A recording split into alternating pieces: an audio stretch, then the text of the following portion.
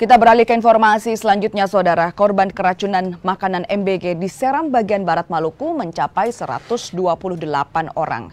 Pemerintah daerah menetapkan kasus tersebut sebagai kejadian luar biasa dan akan melakukan evaluasi.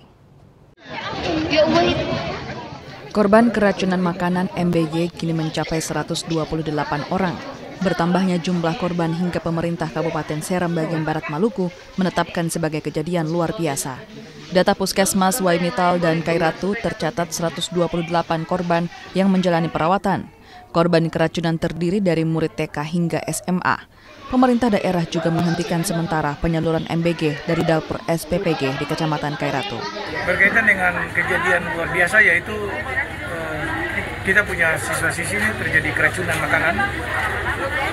Dan hari ini jumlahnya cukup banyak. Jadi kita ada beberapa instruksi yang sudah dilakukan oleh Pak Bupati dan kita sudah laksanakan. Yaitu yang pertama kita mintakan untuk pengelola makanan bergizi gratis untuk hentikan sementara dulu sampai kasus ini dievaluasi dan kita punya standar. Meski mengalami penambahan, puluhan pasien sudah dipulangkan sejak Selasa siang. Untuk penanganan, Pemda juga mendatangkan tenaga medis dan obat-obatan dari RSUD Piru maupun puskesmas terdekat.